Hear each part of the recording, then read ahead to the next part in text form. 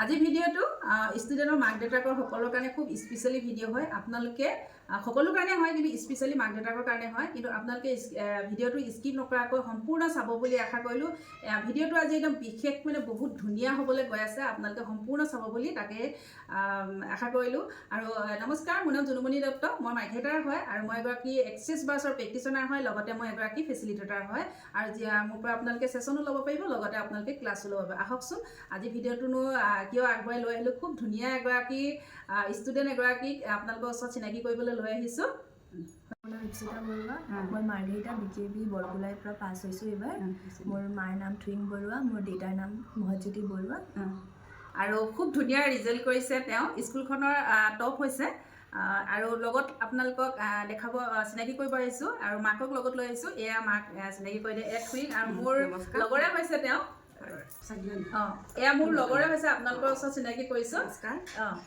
এতিয়া আপুনি কওকচোন। মই ক'ব বিচাৰিছোঁ ষ্টুডেণ্টে এক্সেছ মাৰ্ক লওক। জুনুমণি বাইদেউৰ পৰা এক্সেছ মাৰ্ক লোৱাৰ পিছত মোৰ ছোৱালীজনী বহুত ইম্প্ৰুভ হৈছে। মই ভাবোঁ পৰীক্ষাৰ দুমাহমান আগৰ পৰা তাই পঢ়াটো এৰি দিছিলে, আগতো কম পঢ়ে, তাৰপিছতো যেতিয়া এক্সেছ মাৰ্ক ল'লে তাৰ পৰা মন বহিছে তাই। তাৰ আগৰ পৰা মই কৈ থাকোঁ আপোনালোকে এক্সেছ মাৰ্ক দিয়ক, আপোনাৰ হাজবেণ্ডকো দিয়ক, আপুনিও লওক। মই কৈ থাকোঁ, আপোনালোকে ইমানখিনি গুৰুত্ব দিয়া নাছিলে।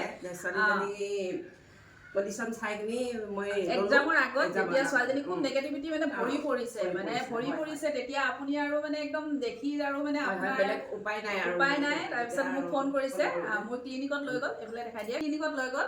তেওঁ মোক ফোন কৰিছে যেতিয়া মোৰ ছোৱালীজনীক এটা ছেশ্যন দিয়ক। মই কৈছোঁ কি হ'ল, নহয় ছোৱালীজনী অকণমান মনটো মাৰি থাকে, পঢ়াত ভালকৈ নবহে, পঢ়িলেও মানে বাৰে বাৰে উঠি থাকে আৰু মানে নপঢ়ে বুলি ক'লেও বেয়া নহয়, সেনেকৈ বুলি কৈছে। আৰু তাৰপিছত মই বোলো হ'ব পঢ়িব, আপুনি লৈ আহিবচোন ক্লিনিকত, মই ছেশ্যনটো দি দিম। তাৰপিছত তেনেকৈ ছেশ্যনটো দিয়া হ'ল। ছেশ্যনটো খুব ধুনীয়াকৈ ল'লে আৰু মই অকণমান নেগেটিভিটি অলপমান পাইছিলোঁ। ছোৱালীজনী অকণমান ডিপ্ৰেশ্যনত আছিলে, বিশেষ যিখিনি ক'ব নাযাওঁ কিহৰ কাৰণে নেগেটিভিটি আছিলে বা ডিপ্ৰেশ্যনত আছিলে। ইফালে পৰীক্ষাও আহি পাইছেহি, সেইটো লৈও ষ্ট্ৰেছ হৈ আছে, তাই পূৰা টেনশ্যন হৈ আছে। তাৰপিছত ছেশ্যনটো দিয়াৰ পিছত আপুনি 3 দিনৰ পিছত 4 দিনৰ দিনা ফোন কৰিছে, মৰ্ণিং 7টা কিমান আছিলে, 15 মান আছিলে। তাৰপিছত তেওঁ ফোন কৰিছে যে বাইদেউ মোৰ ছোৱালীজনীয়ে জুনুমণি বাইদেউ মোৰ ছোৱালীজনী আপোনাৰ পৰা আৰু এটা ছেশ্যন ল'ম। মই কৈছোঁ আৰু ছেশ্যন কিয় ল'ব লাগে, কেলৈ বা এনেকৈ কৈছোঁ। যেতিয়া আপুনি কৈছে মোৰ ছোৱালীজনীক বহুত বেছি পৰিৱৰ্তন পাইছোঁ, খুব ধুনীয়াকৈ মানে নিজেও কৈছে আৰু খুব ধুনীয়াকৈ পঢ়া জেগাত বহিছে, মানে বহুতখিনি পৰিৱৰ্তন পাইছোঁ। তাই নিজে কৈছে মই আৰু এটা ছেশ্যন ল'ম বুলি।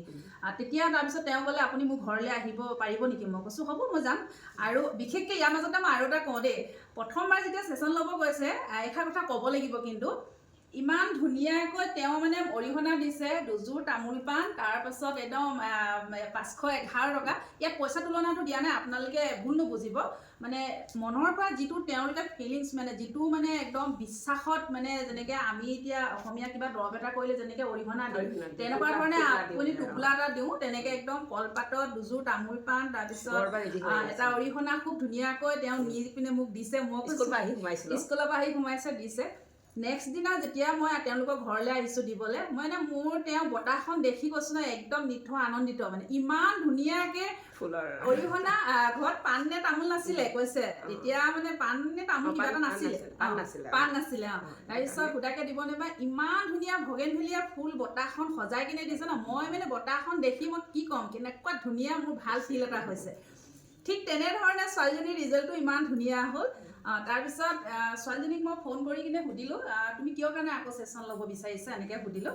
তেতিয়া ছোৱালীজনীয়ে কৈছে নহয় মই ভাল লাগিছে, মই আৰু এটা লওঁ লাগিছে। তাৰপিছত মই ঘৰত আহি কিনে ছেশ্যন দিলোঁ আৰু লোৱাৰ পিছত খুব পৰিৱৰ্তন দেখিলোঁ। পৰিৱৰ্তনখিনিতে আপুনি কওক কি দেখিছে, আপুনি মাক হয়। পৰিৱৰ্তনটো হৈ গ'ল, অলপমান তাই পঢ়াটো টোটেলি এৰি দিছিলে, নপঢ়িছিলে। সেইকাৰণে মই চব পৰীক্ষাটো অলপমান ভাল হওক বুলি ছেশ্যনটো দিয়াইছিলোঁ বাইদেউৰ পৰা। তাৰ বাইদেউক কৈছিলোঁ পৰীক্ষাৰ ৰিজাল্টটো ভাল হ'লে আপোনাক জনাম দেই। এতিয়া মই যিমান ভাবিছোঁ তাতকৈ বহুত ওপৰতে স্কুলৰ পৰা হাইছ পালে আৰু নাছিলোঁ আৰু পাৰ্চেণ্টেজ 91%।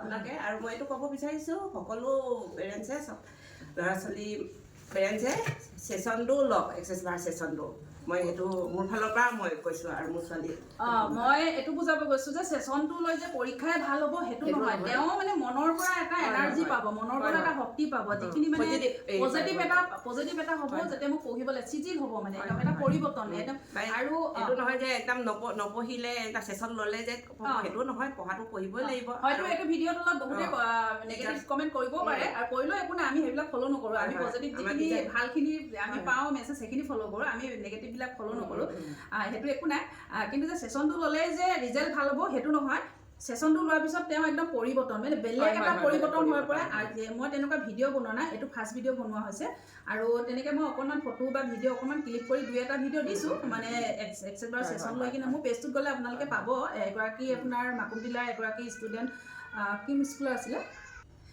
এইটো ভিডিঅ' আৰু এটা দিয়া আছে মোৰ পেজত আপোনালোকে গ'লে দেখি পাব ছেইণ্ট মেৰিজ স্কুলৰ এগৰাকী ষ্টুডেণ্টো তেনেকুৱা পঢ়া মানে মনটো চিজিল নাছিলে তাৰপিছত মোৰ পৰা ছেশ্যন লৈ গ'লে 2টা ছেশ্যন ল'লে ছোৱালীজনীও খুব ধুনীয়া এতিয়া পঢ়াত ভাল আৰু মানে চিজিল মানে খুব পৰিৱৰ্তন এটা তাৰপিছত বিশেষকৈ এই 2-এদিন বেছি হোৱা নাই এসপ্তাহমান হৈছে তেওঁলোকে মাক আৰু আইতাকে আকৌ মোৰ ঘৰৰ পৰা মোৰ ছেশ্যন লৈ গৈছে তাৰপিছত ছেশ্যন দিছোঁ মই সেইটো আৰু সেইটো মই ফটো আপলোড দিছোঁ আপোনালোকে চিনি পায় যদি কোনোবা তেওঁলোকে কণ্টেক্ট কৰি সুধিব পাৰে আপোনালোকে মানে সোধ-পোছ কৰিব পাৰে সেইকাৰণে মই কওঁ যাতে আপোনালোকে আগুৱাই আহক আৰু লগতে ভিডিঅ'টো শ্বেয়াৰ কৰক তেনেকৈ যিসকল ষ্টুডেণ্ট ডিপ্ৰেশ্যনত থাকে পঢ়িবলৈ মন নকৰে মনটো চঞ্চল হৈ থাকে তেনেকুৱা ল'ৰা ছোৱালীবিলাকৰ ষ্টুডেণ্টবিলাকৰ ছেশ্যন ল'লে মানে তেওঁলোক খুব পৰিৱৰ্তন হয় এটা ছেশ্যন আপোনালোকেও লৈ চাওক এটা ছেশ্যন লৈ চাওক নেক্সট ছেশ্যনটো নিজেই ক'ব যে মই আৰু এটা লওঁ যেনেকৈ এই নিজে কৈছে এটা ছেশ্যন লোৱাৰ পিছত ছেকেণ্ড ছেশ্যনটো তাই নিজে লওঁ বুলি ক'লে আগতেতো কৈছিলোঁ তাইক ছেশ্যন ল'বলৈ পিছত এটা লৈ লোৱা তাই কৈছে মই নপঢ়িলে হ'ব নেকি ছেশ্যন ল'লে সেইটো কৈছিলে তেওঁ পিছতো নিজে ক'লে হেৰি মনটো বহা নাই মোৰ পঢ়িব মন নাই বুলি তেতিয়া এবাৰ ছেশ্যন লোৱাৰ তাৰপিছত কৈছে মা মোৰ মন বহিছে মই আৰু এবাৰ লৈ লওঁ প্ৰশ্ন কৰোঁ মানে কি তুমি প্ৰথম ছেশ্যনটো ল'লা মোৰ ক্লিনিকত গৈ কিনে তাৰপিছত 4 দিনৰ দিনা মৰ্ণিং তুমি ফোন কৰিছা ইমান ৰাতিপুৱাই ফোন কৰিছা যে আৰু এটা ছেশ্যন ল'ম বুলি কি কাৰণে আৰু এটা ছেশ্যন ল'ম কৈছিলা সেইটো অকণমান তুমি ৰাইজক জনাই দিয়াচোন সঁচা ক'ব গ'লে মায়ে আগৰ পৰাই কৈ আছিলে ছেশ্যন লোৱা কিন্তু মই লাগিছে কি কেনেকৈ ছেশ্যন ল'ম আৰু বিশ্বাস মানে আজিও আমিতো জেনজি হয় আমি অকল ছায়েন্সকে বিশ্বাস কৰোঁ তো ভাবিছোঁ মায়ে এইবোৰ অন্ধবিশ্বাস এইবোৰ নালাগে নকৰোঁ কিন্তু 12ৰ কেইটা মোৰ একদম বৰ্ড চাইডে যেতিয়া মানে হয় ন কি ইউনিভাৰ্ছে মিলাই দিলে আৰু কি মানে মোৰো অলপ মানে মাও কৈ আছিলে কি লৈ লওঁ মই ভাবিলোঁ কি হ'ব লৈ লওঁ কিনো হ'ব আৰু লৈ লওঁ বুলি তাৰপিছত এনেকৈ কৰি কিতাপ প্ৰথমবাৰ ল'লোঁ মই এতিয়া মানে অলপ ইম্প্ৰুভ পালোঁ তাতকৈ আগৰ পৰাও মানে মোৰ পঢ়িবলৈ মন যায় মানে মাইণ্ডতো আহে কি মোৰ পঢ়িব লাগিব কিন্তু মানে টেবুলত বহিলে মানে মোৰ আৰু হৈ যাব পাছত কৰিম এনেকৈ হৈ থাকে মোৰ তাৰপিছত কেতিয়া ছেশ্যন ল'লোঁ তাৰপিছত মই চাইছোঁ নিজৰে মানে বহিব পাৰিছোঁ আৰু মই বহুত দেৰিলৈকে টেবুলত তাৰপিছত ভাবিলোঁ টেবুলত তাৰপিছত ছেশ্যন ল'লোঁ পিছত মই ভাবিছোঁ কি ইমান ইম্প্ৰুভ হৈছে আৰু এটা লৈ লওঁ মই এনেকৈ কৰি ছেকেণ্ডটো লৈ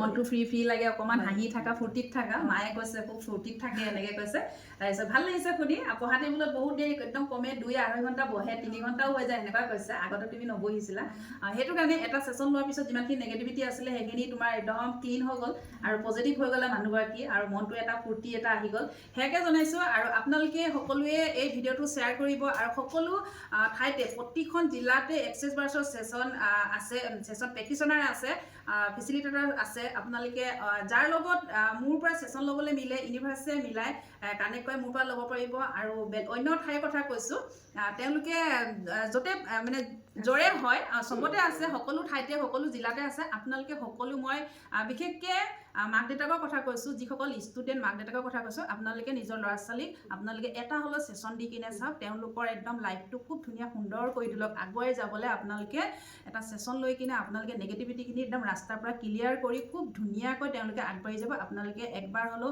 মই ৰিকুৱেষ্ট বুলি ক'লেও বেয়া নহয় মই ৰিকুৱেষ্ট কৰিয়ে কৈছোঁ আপোনালোকে এটা হ'লেও আপোনালোকে ষ্টুডেণ্টক ছেশ্যন দি কিনে চাওক ইয়াকে ক'লোঁ আৰু যদি ভিডিঅ'টো বনাওঁতে কিবা কওঁতে ভুল হৈছে আপোনালোকে শুধৰাই দিব আৰু লগতে নজনা কথাখিনি আপোনালোকে ধুনীয়াকৈ শিকাই দিব বুলি আশা কৰিলোঁ আৰু মই ভিডিঅ'টো বনাইছোঁ মাইখেটাৰ পৰা চিনাকিটো শেষত দিয়া হৈছে মাইখেটাৰ পৰা বনাইছোঁ আৰু যদি আপোনালোকে মোক কণ্টেক্ট কৰিব বিচাৰে মোৰ কণ্টেক্ট নম্বৰ হ'ল 8724073547 এই নম্বৰত আপোনালোকে কণ্টেক্ট কৰিব পাৰিব আৰু মই দুলীয়াজান, ডিব্ৰুগড়, আপোনাৰ ৰূপাই, ডুমডুমা এনেকুৱা এইবিলাকত গৈ থকা হয়, ক্লাছ দিয়া হয়, এক্সেছ বাছত ক্লাছ দিয়া হয়, লগতে ছেশ্যন দিয়া হয়, আৰু লগতে মোৰ মাইকী এটাত আছে। আৰু লগতে মই আৰু এটা খুব ধুনীয়া সুন্দৰ কথা এটা আপোনালোকৰ আছে ক'ব বিচাৰিছোঁ, বহুত বেছি হেপী হৈ আছোঁ। মোৰ এখন নতুনকৈ ক্লিনিক খুলিম। এখন আছে বাৰু আগৰ পুৰণাখন, সেইখন বেলেগ কাপোৰৰ ষ্টক কৰা হৈছে। এতিয়া নতুনকৈ এখন ক্লিনিক খুলিবলৈ আগবাঢ়ি গৈ আছোঁ।